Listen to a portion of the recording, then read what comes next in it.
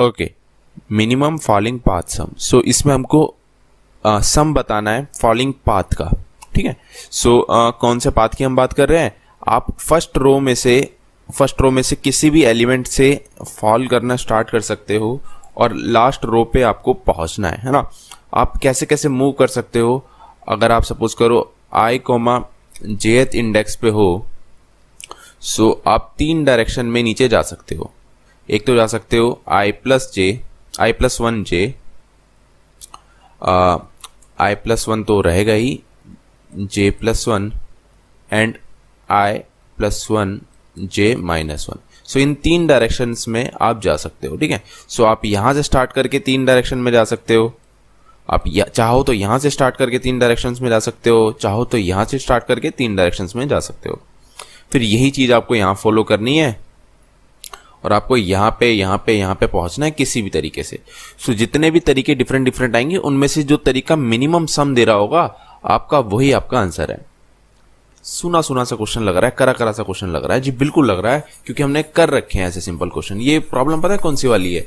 ये DP on grid वाली type की प्रॉब्लम है ना। हमने कौन से ऐसे सिमिलर क्वेश्चन कर रखे हैं, मैं आपको थोड़ा रिमाइंड कराता हूं। हमने मिनिमम पाथ सम कर रखा है, हमने यूनिक पाथ कर रखा है, हमने डंजन गेम कर रखा है, शायद चेरी पिक मैंने याद नहीं करा, शायद नहीं करा। सो मतलब डीपी ऑन ग्रिड टाइप के क्वेश्चन है। इसमें क्या करना होता है, आपको ग्रिड दी रहती है और एक पॉइंट से दूसरे पॉइंट पे पहुंचना होता है, और या तो हमें बताना होता है कि कितने मैक्सिमम तरीके हैं पहुंचने के, या फिर ये बताना होता है कि कितना हम मैक्सिमम सम ले सकते हैं, कितना या फिर मिनिमम सम ले सकते हैं, या फिर अलग अलग तरीके के। मतलब बेसिकली आपको एक पॉइंट से दूसरे पॉइंट पे पहुंचना होता है। या तो आप तरीके पूछ लेगा डिफरेंट कितने हैं, या मिनिमम सम आप कितनी चेरी उठा सकते हो, या मैक्सिमम सम, मतलब यही सब चीजें पूछता रहता है। तो इस क्वेश्चन में क्या करना है हमको? वैसे जनरली क्या होता है कि यहां से स्टार्ट करके आपको यहां पहुंचना होता है, टॉप लेफ्ट से जाके स्टार्ट करके बॉटम राइट में पहुंचना होता है। बट सेम ही क्वेश्चन है, मतलब हल्का सा ट्विस्ट कर दिया, पर आपको आइडिया लग जाना चाहिए कि यार हाँ, डीपी ऑन ग्रिड टाइप का क्वेश्चन है। डीपी का भी नहीं तो ग्रिड तो दिख रहा है ना आपको, तो ग्रिड टाइप का क्वेश्चन है। हम रिकर्सिवली देखेंगे इसको और देखेंगे डीपी का क्वेश्चन क्यों है, बट मुझे थोड़ा आइडिया लग रहा है और आपको भी शायद लग रहा हो। चलिए, सो मेरे को पहली रो से लास्ट रो में पहुंचना है कुछ रूल्स को फॉलो करके, क्या कि मैं फॉल कर सकता हूं 3 डायरेक्शन में, ठीक है। सो मैं इससे फॉल करना स्टार्ट करूंगा, इससे स्टार्ट करूंगा, इससे स्टार्ट करूंगा। तीनों में से जो मेरे को मैक्सिमम मिलेगा वो मेरा आंसर होगा, ठीक है। तो सपोज करो मैं यहां से 0, पेन चेंज कर लेते हैं, 0,0 से मैं फॉल करना स्टार्ट करा, है ना। चलो, सो मैं 3 डायरेक्शंस में जा सकता हूं। 1,-1 पे जा सकता हूं, 1,0 पे ही रहूंगा, 1,1 पे जा सकता हूं। तो यार ये देखो, मैं यहां इन 3 डायरेक्शंस में जा सकता हूं। सो यार जैसे ही मैं ग्रिड के बाहर गया तो मुझे आगे तो नहीं जाना चाहिए, क्योंकि ग्रिड के बाहर पहुंच के तो मैं कभी भी रो पे पहुंच नहीं पाऊंगा लास्ट वाली पे। तो ये मेरा बेस केस हो जाएगा ना, ये मेरा बेस केस हो जाएगा। अच्छा, अब क्योंकि मैं यहां पहुंच गया, अब मेरे पास यहां से भी 3 तरीके हैं नीचे जाने के, और इसको कलर चेंज करके कर देते हैं, यहां से भी 3 तरीके हैं मेरे पास नीचे जाने के। देखो, मैं दोबारा से इस वाले तरीके में ग्रिड से बाहर गया, यानी जब मैं 1,0 पे था तो मैं 2,-1 पे गया, 2,0 पे गया और 2,1 पे गया। सो यार ये वाला तरीका भी बेस केस है, क्योंकि मैं आउट ऑफ ग्रिड चले गया, यहां से तो मैं कभी जा नहीं पाऊंगा, और क्योंकि मैं लास्ट रो पे पहुंच गया, तो ये मेरा फाइनल आंसर हो सकता है, एक पॉसिबल आंसर हो सकता है, ठीक है। उसके बाद मैं जब 1,1 पे था तो भी मेरे पास 3 ऑप्शंस थे। क्या ऑप्शंस थे? कि मैं भाई 0,1 पे चले जाऊं, सॉरी 0,1 नहीं, 2,0 पे चले जाऊं, 2,1 पे ही रहूं, 1 पे चले जाऊं, 2,2 पे। तो ये तीनों ही मेरे आंसर हैं। देखो, मैं लास्ट रो पे पहुंच गया हूं तीनों पे। तो ये 5 तरीके मुझे दिख रहे हैं, 5 तरीके दिख रहे हैं। अगर मैं 1 से यहां से फॉल करना स्टार्ट करूं, ये 5 तरीके कौन से हैं? ये वाला तरीका, ये वाला तरीका, ये वाला, ये वाला, ये वाला, है ना। अच्छा, तो इन सब से एक सम आएगा, इन सब से सम आएगा। ये वाले तरीके से 1 + 4 + 7, 1 4 7, इनको सम कर लेना, एक तरीका ये आएगा। 1 4 8, एक ये तरीका आएगा। 1 5 8 1 5 8, एक ये तरीका आएगा। ठीक है, सो ये सारे तरीके आएंगे। तो इन वाले तरीकों में से जो मैक्सिमम होगा वो मेरा आंसर होगा, है ना? नहीं, आपको फिर यहां से, ये यहां से आप निकाल लोगे, 5 तरीके आएंगे, फिर उसके बाद आपको यहां से भी तो फॉल करना स्टार्ट करना होगा। उसने ये नहीं बोला कि आपको यहीं से गिरना है, आप यहां से भी गिर सकते हो, यहां से भी गिर सकते हो। तो एक तो ट्री ये बनेगा, है ना? 5 तरीके यहां से आएंगे। फिर जब आप यहां से गिरना स्टार्ट करोगे तो कुछ और तरीके आएंगे, है ना? कुछ और तरीके आएंगे। यहां से स्टार्ट करोगे, यहां से स्टार्ट करोगे तो आप यहां जा सकते हो, यहां जा सकते हो, यहां, फिर यहां पे रहे आप तो यहां से आप यहां जा सकते हो, यहां जा सकते हो, यहां, है ना? यहां जा सकते हो, यहां जा सकते हो, यहां, यहां जा सकते हो, यहां जा सकते हो, यहां, है ना? अच्छा, सही है।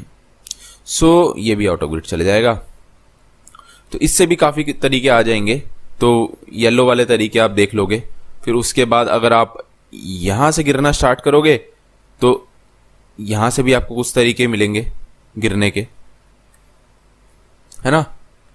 सो ये ग्रीन वाले तरीके रख लोगे आप। तो इन सारे तरीकों में जो मिनिमम होगा वो आपका आंसर होगा। ठीक है, ऐसी जैसे मैंने एक ट्री आपको इसका बना के दिखा, एक बार 2 के ने बना के देखना, एक बार 3 के ने बना के देखना, ऐसे हाथ से बना के देख लेना एक बार, कुछ नहीं जाता। सो आपको मिल जाएगा, वाला तरीका मिल जाएगा जिसमें आपको मिनिमम सम मिल रहा है ना? मिनिमम सम कैसे? 0,0 पे क्या है, 1,0 पे क्या है, 2,0 पे क्या है, इन तीनों एलिमेंट का जो सम होगा वो एक सम होगा। फिर इसका एक सम होगा, इसका एक सम होगा, है ना? ऐसे सब के एक एक सम होंगे, तो वो आपका आंसर होगा। तो रिकर्सिवली हमने देख लिया। चलो अब इसका कोड देखते हैं, आपको और अच्छे समझ में आएगा। ओके, सो ये देखो यार, ये हमें ग्रिड मिली हुई है, हमें मिनिमम फॉलिंग पाथ सम बताना है ना? सो मैंने अभी आंसर में रख लिया अपने पास प्लस इनफाइनाइट नंबर रख लिया। मिनिमम रखना है ना तो मैक्सिमम नंबर रखना है, तो मिनिमम रखना है तो मैक्सिमम नंबर हमने डाल दिया। अब हम पाथ निकालेंगे।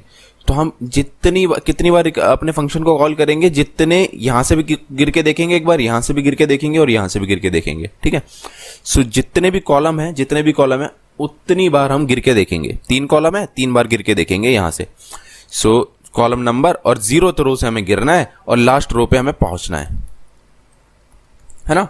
सो इसमें मैंने आंसर में प्लस इन्फिनिटी डाल दिया और मैं ये रिकर्सिव फंक्शन को कॉल कर रहा हूं जिसके पास मेरा i, j है और ये ग्रिड है। मुझे 0,0 से 2 पे पहुंचना है। तो मेरे 2 बेस केस होंगे।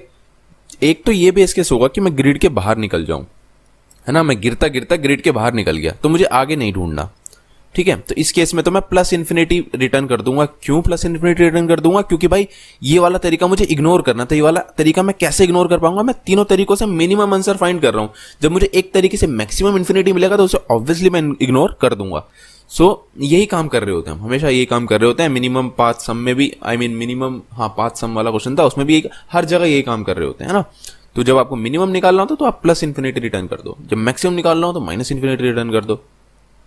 ठीक है, तो यही हम यहां कर रहे हैं। तो 2 तरीके के हमें बेस केस मिल गए। ये कौन सा तरीका है? जब हम एक्चुअल में कहा हमारी आई जो है वो रो पे पहुंच गई, यहां पे पहुंच गई। जब आप यहां पे पहुंच जाओगे तो इसको भी इंक्लूड कर लेना, और जब आप यहां पहुंचोगे तो यहां से फिर 0 रिटर्न कर देना कि भाई आगे कोई तेरे को नहीं मिलना। जैसे तुम इस वाली 3rd रो पे पहुंच जाओगे, जैसे आप 3rd रो पे पहुंच गए, आपने ये इंक्लूड कर लिया, ये इंक्लूड कर लिया, ये इंक्लूड कर लिया।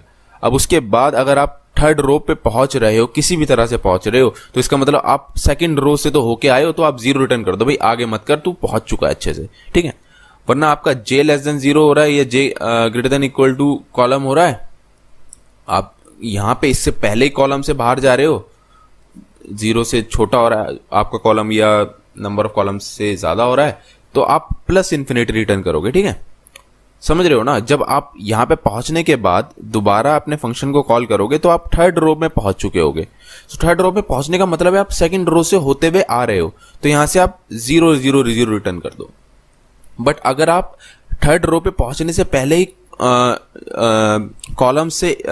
कॉलम की वैल्यू आपकी 0 से कम या फिर नंबर ऑफ कॉलम के बराबर या उससे ज्यादा हो रही है, इसका मतलब अभी आप लास्ट रो पे तो नहीं पहुंचे हो, तो आप क्या करो, प्लस इन्फिनिटी रिटर्न कर दो। सिंपल सी बात है, आई होप आपको समझ में आ रही होगी। सो यही हम कर रहे हैं, यही हमारे 2 बेस केसेस हैं, है ना? और ऑप्शंस हमारे पास क्या है? 3 ही ऑप्शंस होंगे हमारे पास। क्या क्या ऑप्शन थे, अगर आप i कॉमा जे पे थे तो आप i+1 j-1, i+1 j, i+1 j+1 पे जा सकते हो।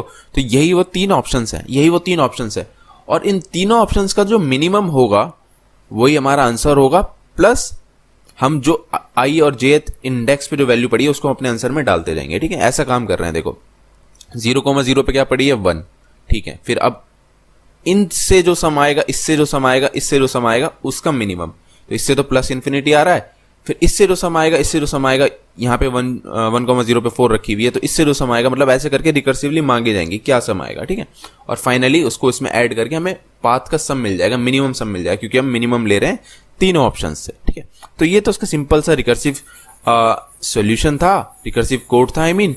अब देखते हैं इस रिकर्सिव सॉल्यूशन में प्रॉब्लम क्या है ना, क्यों ये डायनेमिक प्रोग्रामिंग की प्रॉब्लम है। चलो सो इसको मैं रब कर देता हूं और फिर अच्छे से देखते हैं। ओके सो बहुत सही है। सो ये हमने ट्री देख लिया था, जब हमने यहां से फॉल करना स्टार्ट करा था, तो ये ट्री हमने देख लिया था। इसमें भी आपको रिडंडेंट प्रॉब्लम दिख जाएगी। अगर आप बड़ा ट्री बनाओगे तो आपको दिख जाएगी, मतलब बड़ी ग्रिड होगी तो आपको रिडंडेंट प्रॉब्लम इसमें भी दिख जाएगी। उसके लिए मुझे बड़ा ट्री बनाना पड़ेगा, पर मैं काम करता हूं उसके अलावा भी सेम ट्री में भी रिडंडेंट प्रॉब्लम्स होंगी, सेम ट्री में भी रिडंडेंट प्रॉब्लम हो सकती हैं क्या? आई थिंक नहीं होगी, सेम ट्री में रिडंडेंट प्रॉब्लम शायद नहीं होगी, पर मैं आपको दिखाता हूं। हमें यहां से भी तो फॉल करना स्टार्ट करना है ना, यहां से भी फॉल करना स्टार्ट करना है, तो इन दोनों के भी मैं आपको ट्री बना के दिखाता हूं, बना देता हूं, एक काम करता हूं पहले फिर दिखाता हूं। ओके सो ये मैंने ट्री बना दिया, 3 कॉलम है तो 3 ट्री बना के आपको दिखा दिया। 3 बार फंक्शन को कॉल हो रही थी ना हमारी, तो अब देखो आपको सेम प्रॉब्लम दिखेंगी। सेम प्रॉब्लम दिखाऊं आपको, तो देखो ये 1,1 से आपको मिनिमम फॉलिंग पाथ निकालना था। अगर आप इसका आंसर एक जगह स्टोर करके रख लिए होते, 1,1 से मिनिमम फॉलिंग पाथ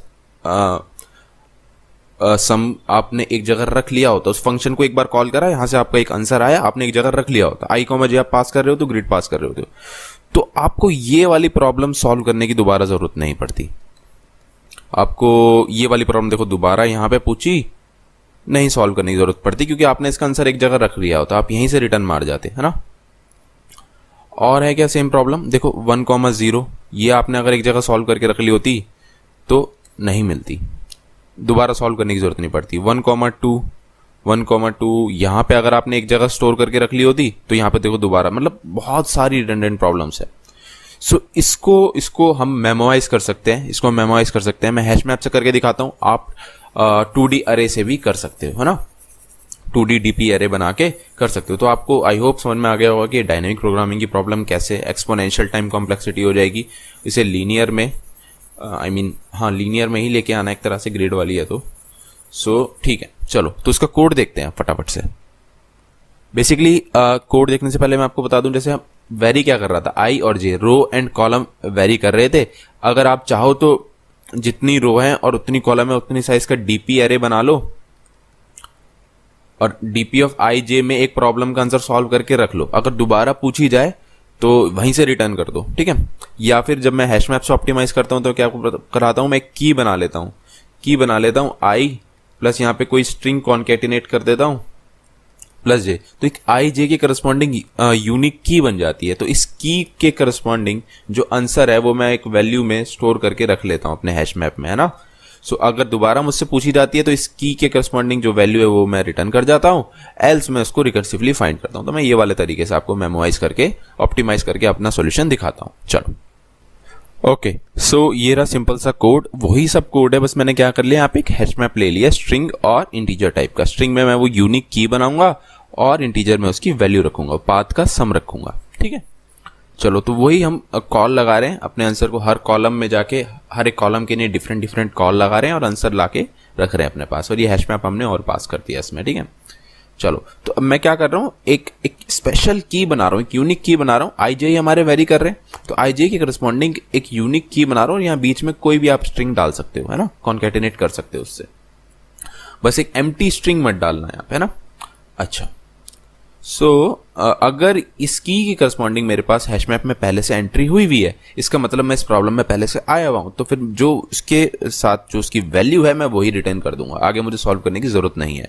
वरना मुझे आगे सॉल्व करने की जरूरत है, बट सॉल्व करके रिटर्न करने से पहले मैं उसको हैश मैप में अपने पास स्टोर करके रख लूंगा इस की के लिए, और फिर उसको बाद में रिटर्न करूंगा, सो दैट दोबारा वो प्रॉब्लम आए तो मैं उसको रीयूज कर पाऊं, है ना। चलो, तो ये था सिंपल सा लॉजिक इस प्रॉब्लम को सॉल्व करने का। सो इस वीडियो में इतना